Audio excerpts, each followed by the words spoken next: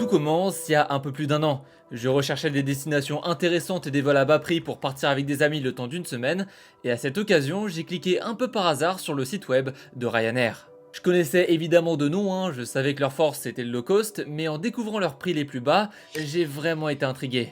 Au départ de Paris, des dizaines de destinations en Europe m'ont été proposées avec un tarif extrêmement agressif. Comptez seulement 14,99€ pour un Paris-Barcelone, Paris-Copenhague ou encore Paris-Dublin. Très vite, ces offres ont attiré ma curiosité. À titre de comparaison, le train que j'ai l'habitude de prendre pour relier Lyon à Paris me coûte rarement moins de 30€, soit 2 fois plus cher qu'un vol de même durée en avion chez Ryanair. Comment c'est possible? Comment Ryanair arrive à rester rentable malgré des prix aussi bas? Quelles sont leurs méthodes que peu soupçonnent pour réduire au maximum leurs coûts? Quelles sont les concessions faites pour atteindre des prix pareils? Croyez-moi, leur stratégie est très bien huilée, chaque détail est millimétré et dans cette vidéo, je vais vous présenter en détail leur plan redoutable et parfois discutable pour vendre des billets toujours moins chers. Il est temps pour nous de plonger dans l'iceberg, si je puis dire, de Ryanair. On va y aller par étapes, de la sélection des billets à l'atterrissage, avant de finir avec les points les plus sombres et controversés. Ouais, vous vous doutez bien que tout n'est pas tout rose dans cette histoire. Revenons 2 minutes sur leur site. Sur cette page, on peut retrouver leurs meilleures offres et sélectionner l'aéroport de départ qui nous convient le mieux. Pour ma part, lors de ma première visite, je cherchais un vol au départ de Paris, et le premier point qui m'avait pas mal surpris, c'est le fait que dans leur liste, il n'y a pas les plus grands aéroports parisiens. Oubliez l'aéroport de Charles de Gaulle et ses 32 km² de superficie, oubliez aussi l'aéroport d'Orly et ses 33 millions de voyageurs rien que sur l'année 2024. Les seuls deux aéroports proposés par Ryanair dans la région sont celui de Beauvais et de Vatry. Enfin, dans la région, c'est un grand mot. Deux aéroports bien moins populaires, moins grands, dont l'accès est généralement plus laborieux car pas mal excentré de la capitale. Pour relier Paris-Centre à l'aéroport de Beauvais, comptez en moyenne 1h30 de bus au prix de 16,90€. Ouais, tu payes le bus pour te rendre à l'aéroport plus cher que le vol que t'as réservé carrément. Et comptez plus de 2 heures de route pour atteindre celui de Vatry. Si Ryanair privilégie ces aéroports plus difficilement accessibles et moins attractifs, c'est pour plusieurs raisons, et attention, là on va rentrer dans du concret. Je ne vous apprends rien, derrière chaque billet d'avion que vous achetez se cache un très grand nombre de taxes et de frais.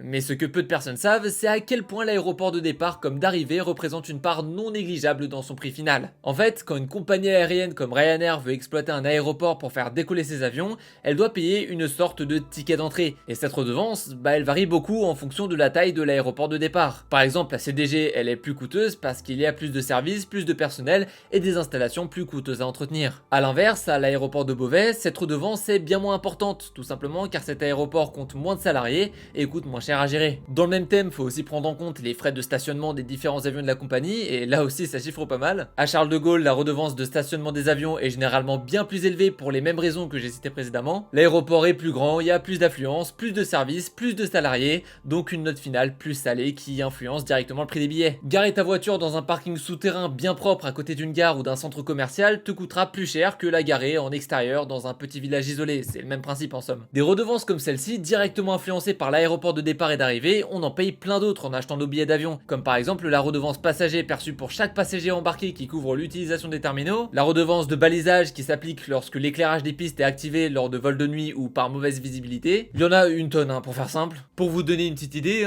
sur un vol Air France reliant Paris et Nice facturé à 130€, près de 52€ sont consacrés à ces redevances et taxes diverses, ce qui représente au final 40% du prix total du billet. Citer et expliquer en détail chacune des redevances et des taxes comprises dans le prix de nos billets prendrait des heures, mais ce qu'il faut bien comprendre ici, c'est qu'en utilisant des aéroports plus petits et moins populaires, des compagnies low cost comme Ryanair peuvent faire économiser à leurs utilisateurs jusqu'à plusieurs dizaines d'euros par billet en négociant des tarifs au sol défiant toute concurrence et parfois même en percevant des subventions déguisées de la part de régions désireuses d'attirer des touristes. Bon, ce premier point était je pense facile à deviner, ça paraît assez logique que la taille et l'importance de l'aéroport de départ comme d'arrivée influencent le tarif des billets, mais il est temps pour nous de continuer à creuser. Maintenant que je comprends un peu mieux pourquoi mon départ se fera à Beauvais au lieu qu'à Charles de Gaulle ou Orly, je vais sélectionner, ce billet à 14,99€ pour me faire des petites vacances sous le soleil de Barcelone. Ok, là il y a des choses à dire. Déjà, ce qu'on remarque, c'est qu'en fonction de la date de départ et d'arrivée, le prix peut littéralement faire du x10. Si je pars le vendredi 2 mai et que je reviens le 11, j'en aurai pour 357€ contre seulement 30€ si je pars du 14 au 28. Clairement, c'est le jour et la nuit. Ça, c'est un symptôme typique du yield management. Une approche qui ajuste les tarifs en fonction de la demande, du moment de la réservation et de la popularité du vol. Je vais sûrement réaliser un petit docu à ce sujet d'ailleurs, il y a beaucoup de choses à dire, croyez-moi. Ici, les vols les moins chers se trouvent le plus souvent en pleine semaine, lors de périodes de faible affluence, et généralement, plus tu t'y prends à l'avance, plus les offres à 15 € se multiplient. Bon, nous de notre côté, on va faire les rats, hein, on va prendre les 2 vols les moins chers possibles. On a donc un panier passant tout juste sous la barre des 30 €, un beau prix magique au passage, renforçant davantage cette sensation de faire une affaire, hein, c'est un classique. Une fois notre aller-retour à 29,98 € validé, on découvre en scrollant vers le bas une des facettes les plus visibles de la stratégie de Ryanair. Leur modèle économique dit à la carte. Sur cette page, des biais psychologiques exploités, il y en a un paquet. On va commencer par celui qui saute le plus aux yeux, hein, à savoir la différence visuelle entre l'offre la plus élevée qui semble parfaite et bien complète, et notre offre à 30 € qui tout de suite paraît pas si intéressante que ça. On a quand même un petit check, hein, l'autorisation d'apporter en cabine un petit sac à dos n'excédant pas 40 cm de hauteur pour 25 de largeur. Mais pour le reste, absolument tout est en option. Tu veux choisir ton siège, apporter un bagage en soute de 20 kg ou encore t'enregistrer gratuitement à l'aéroport? Tout ça ne sera pas possible avec la formule basique à 30 €. Ouais, avec cette formule, t'as bien intérêt à t'inscrire en ligne car si tu oublies ce détail, l'enregistrement à l'aéroport pourrait facilement doubler le prix total de ton trajet. Sur cette page, faut bien tout lire. Le biais le plus puissant sur cette page qui saute un peu moins aux yeux quand on n'a pas conscience, c'est le Center Stage Effect. En français, l'effet de la position du milieu. Ça clairement, c'est un classique. L'un des exemples les plus connus pour illustrer ce biais, c'est la comparaison entre les différents iPhones sur le site d'Apple. À gauche, il te suggère l'iPhone le plus complet et le plus cher, à droite le plus abordable et limité de la gamme, et au milieu, t'as le compromis entre les deux mondes à 929 €. Notre cerveau a tendance à penser que celui qui est au milieu est souvent le meilleur choix, pas aussi basique que l'entrée de gamme, mais sans être aussi extravagant et cher que le haut de gamme. Les deux iPhones sur le côté rendent le tarif de l'iPhone au centre plus acceptable. Maintenant que je vous ai présenté cet exemple plutôt classique, je vous remontre la grille de Ryanair. Ouais, bon là ça saute encore plus aux yeux. On retrouve exactement le même pattern. Une offre à 28 € de plus qui propose pas tant d'options supplémentaires, une offre à 97 € de plus presque full option si ce n'est la possibilité de déposer un bagage de 20 kg en soute, et entre les deux, t'as une offre clairement mise en valeur encadrée par un liseré jaune doré à peine plus cher que l'offre à sa gauche et bien plus abordable que l'offre à sa droite qui vaut presque le triple. Alors avant toute chose, hein, je pense que vous l'avez remarqué si vous avez été attentif, hein, je vous ai un peu menti. L'offre régulière ne vaut pas seulement 28 € de plus que nos billets standards, non, elle vaut 28 € de plus par vol. Ouais, les mots ont leur importance, hein. En réalité, si tu passes de l'abonnement basique à régular, tu vas payer 87,48 € au lieu de 29,98 €. En seulement une manip, tu viens de tripler le montant de ton billet. Ça peut aller très très vite. Entre l'abonnement régulier et plus, t'as l'impression d'économiser un peu moins de 9 balles, franchement c'est rien. Mais en réalité, avec ce tarif, ton billet passe de 29,98 € à 103,96 €, une hausse de plus de 246%. En arrivant sur le site, le premier prix qu'on a aperçu était de 14,99 €, et quelques minutes plus tard, on se retrouve avec un panier à 3 chiffres et une sensation d'avoir fait une bonne affaire. Bah ouais, avec l'abonnement le plus cher, on en aurait eu pour plus de 220 balles, et on n'aurait même pas pu placer notre bagage de 20 kg en soute. Là on a payé que 104 € et on a de belles options, du style choix du siège gratuit ou encore l'enregistrement gratuit à l'aéroport. De base on était censé dépenser 3 fois moins, hein, mais psychologiquement, bah ça passe. Même en choisissant de rester sur l'offre à 30 €, il faut prêter attention aux moindres détails. Par exemple, il y a quelques mois, un passager a dû payer un supplément de 145 € simplement parce que les sangles de son sac à dos dépassaient légèrement du compartiment utilisé pour estimer si oui ou non un bagage remplit les conditions pour être important en cabine. L'année dernière, une vidéo d'un espagnol du nom de David Jimenez a fait le tour de TikTok où on le voit carrément arracher les roulettes de sa valise cabine pour la faire rentrer dans le compartiment et lui éviter un supplément. Un contrôle qui peut parfois s'avérer particulièrement strict. Bon, je vous ai parlé de deux cas assez extrêmes, hein, j'en ai pas fait une généralité, mais des témoignages à ce sujet sur TikTok, bah c'est pas ce qui manque. Bon d'accord, les aéroports qu'ils exploitent sont plus petits donc moins coûteux, leur modèle à la carte est bien ficelé. Là pour l'instant on a vu les bases, hein, mais comme vous pouvez le voir, on est à peine à la moitié de la vidéo. La stratégie de Ryanair est bien plus complète et agressive que le seul choix de leurs aéroports et la diversité des options qu'ils proposent. On n'est même pas encore monté dans l'avion là. Les fameux avions utilisés par Ryanair, parlons-en. Il y a énormément de choses à dire à leur sujet, à commencer par les différents modèles utilisés par la compagnie. Vous allez voir, hein, là aussi c'est très smart, hein, rien n'est laissé au hasard. On pourrait penser que dans cette optique de rentabilité maximale, Ryanair aurait intérêt à acheter des modèles d'avions plutôt anciens, car à l'achat, bah c'est bien moins cher. Et bien figurez-vous que non, c'est le contraire. La plupart des avions affrétés par Ryanair sont vraiment très récents. L'âge moyen de la flotte de Ryanair est de 10 ans, et 10 ans pour un avion, bah c'est pas grand chose hein. Pour info, l'âge moyen de retrait des aéronefs est de 25 à 30 ans pour les avions de ligne. Ryanair actuellement, ils ont une flotte composée de 590 avions, et la grosse particularité ici, c'est qu'ils n'exploitent que des Boeing 737. L'écrasante majorité de leur flotte est composée de 737-800, un modèle d'avion moderne extrêmement populaire, et de 737 MAX 8, une version plus moderne qui bénéficie d'une meilleure efficacité énergétique et d'une autonomie bien plus grande. Si Ryanair fait le choix coûteux de s'approvisionner en avions récents et neufs, c'est pour plusieurs raisons. C'est des appareils qui consomment bien moins de carburant que leurs prédécesseurs, donc niveau économie ça fait la différence. Pour vous donner une idée, un 737 MAX consomme jusqu'à 20% de carburant en moins que ses prédécesseurs, et en plus de ça, autre critère auquel on pense pas souvent, c'est le fait que les avions plus récents sont généralement moins bruyants. Pour reprendre l'exemple du 737 MAX, il faut savoir qu'il émet 40% de bruit en moins que les modèles précédents. Et croyez-moi, économiquement, c'est super intéressant. En fait, en France, il y a une taxe qui s'appelle la TNSA, la taxe sur les nuisances sonores aériennes. Elle dépend de 3 facteurs, la masse maximale de l'avion au décollage, l'heure de son décollage, et surtout son groupe acoustique. Plus l'avion utilisé est bruyant, plus la note est salée. D'ailleurs, cette taxe, elle s'applique aux principaux aéroports français répartis en 3 groupes. Le premier groupe concerne les aéroports avec un trafic très dense et des nuisances sonores importantes, comme typiquement l'aéroport de CDG et d'Orly. Le groupe numéro 2 regroupe des aéroports plus petits et donc moins bruyants, avec un tarif plus léger entre 10 et 20 euros. Et pour finir, on a la catégorie la plus light de toutes, avec un tarif compris entre 0 et 20 euros. Et devinez quel aéroport on retrouve dans cette catégorie? Ouais, notre fameux aéroport de Paris-Beauvais. Quand je vous disais que le choix de leurs aéroports est réfléchi, je vous mentais pas. Bref, c'est pour ces principales raisons que Ryanair exploite des avions récents, parce qu'à la longue, entre les taxes et le prix du carburant, ce choix est bien plus rentable. Mais moi maintenant, je me pose une autre question. Pourquoi uniquement utiliser des Boeing 737? Des modèles d'avions, il en existe plein d'autres après tout. Pourquoi ils veulent pas se diversifier? Déjà, à l'achat, c'est bien plus facile de négocier un prix unitaire avantageux en achetant plusieurs dizaines, voire plusieurs centaines d'appareils d'une traite. Mais c'est pas tout. Niveau maintenance aussi, c'est game changer. Si dans ton garage t'as genre une demi-douzaine de Clio 2, bah t'as juste à prévoir un stock de pièces détachées que t'achètes en gros pour gérer la maintenance de chacune d'entre elles. Bon, peut-être que c'était pas l'exemple le plus dingue dit comme ça, mais vous avez compris l'idée. La stratégie de Ryanair, c'est d'acheter en gros pour optimiser au maximum ses dépenses. Ce qui est aussi intéressant au niveau maintenance avec cette stratégie, c'est le fait que les mécaniciens de chez Ryanair, ils peuvent intervenir sur n'importe lequel de leur appareil à partir du moment où c'est un 737. Pour les former, ça coûte beaucoup moins cher, ils n'ont pas à opérer sur des dizaines de modèles provenant de divers constructeurs. En somme, c'est le parfait compromis. Puis là bon, je fais un focus sur les mécaniciens, mais pour les pilotes et copilotes de la compagnie, c'est la même chose. À partir du moment où l'un de leurs pilotes sait piloter un 737, il peut opérer sur presque n'importe quel vol affrété par la compagnie. C'est ça que je trouve intriguant avec leur stratégie, absolument rien n'est laissé au hasard. Mais avant de faire un focus sur le sujet de la gestion de leurs employés assez discutable parfois, il est temps pour nous de découvrir l'intérieur de notre avion. Ouais, parce que leur rentabilité se joue aussi et surtout à l'intérieur de la cabine. Bon déjà, pour y accéder, oubliez la passerelle d'embarquement, un simple escalier fait le taf tout en coûtant moins cher à la compagnie. Et une fois à l'intérieur, le premier point qui saute aux yeux, c'est l'optimisation de l'espace. Tout a été pensé pour maximiser le nombre de sièges et donc de passagers à bord de chaque vol. Un 737-800 équipé par Ryanair peut accueillir jusqu'à 189 personnes, là où le même appareil exploité par United Airlines propose 166 sièges, soit 23 de moins. Ouais, ici pas de first class ni de business class qui prennent de la place.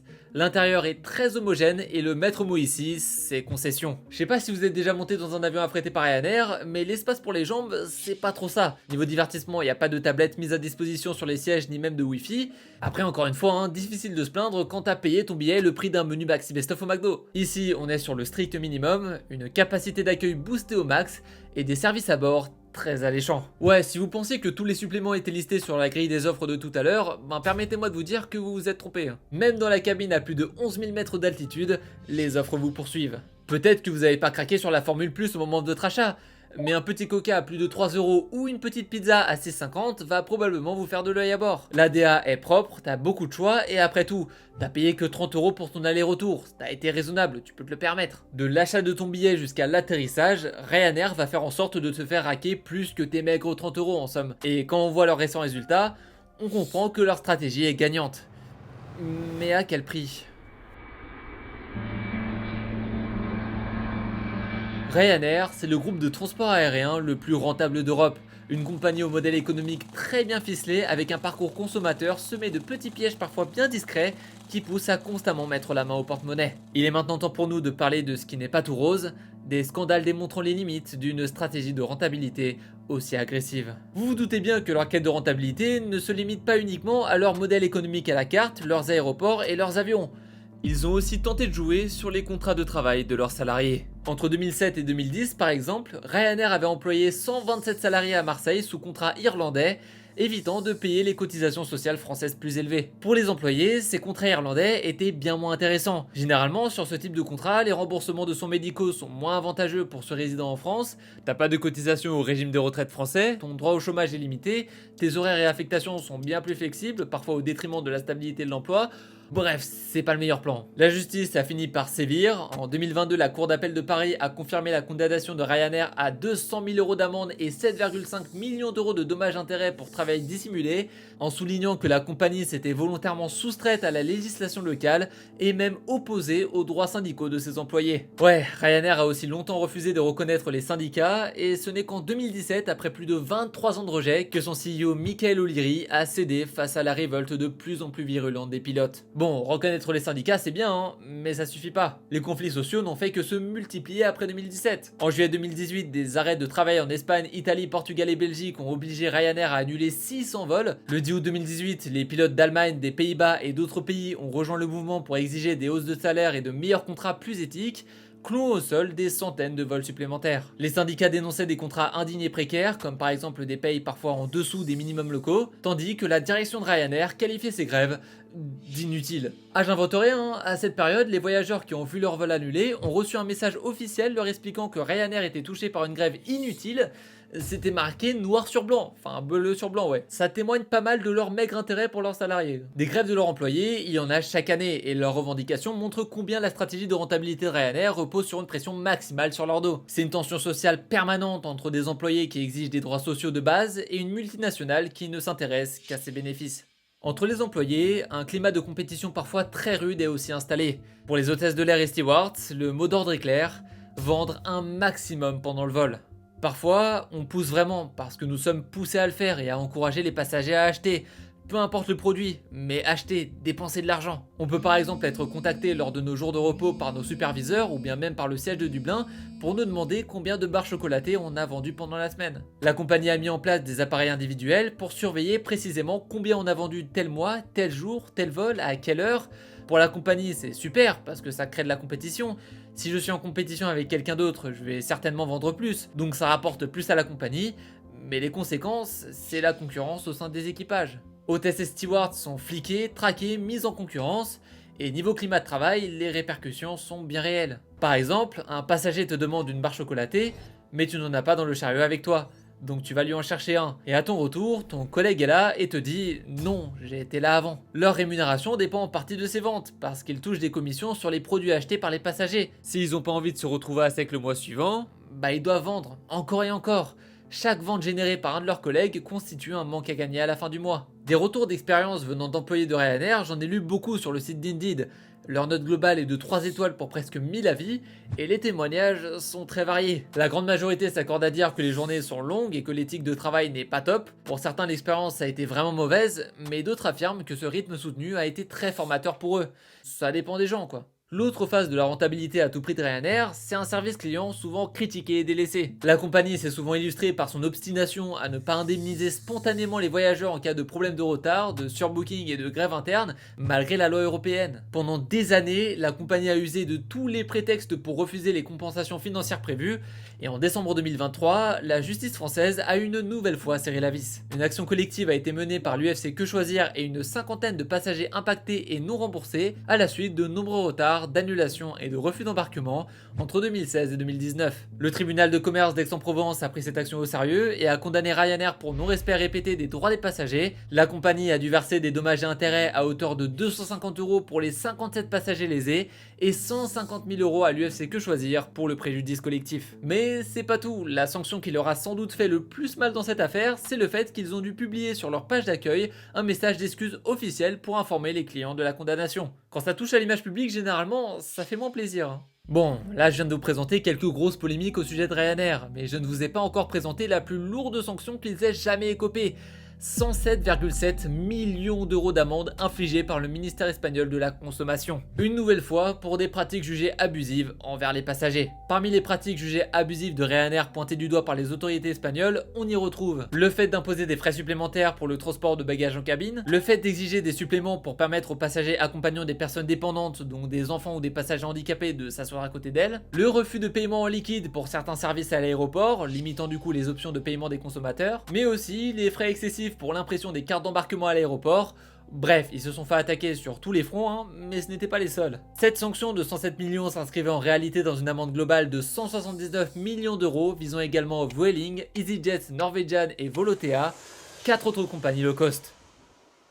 Bon, des dramas sur Ryanair, il en existe une tonne et ça me prendrait des heures pour tous vous les citer un par un. Ce qu'il faut retenir, c'est que leur stratégie est millimétrée. La moindre petite économie est bonne à prendre, même si elle revient parfois à bafouer le code du travail. C'est une stratégie très agressive mais gagnante car je vous le rappelle, ce sont les leaders européens du low cost. Les billets à 14,99€ qu'ils vous miroitent existent bel et bien.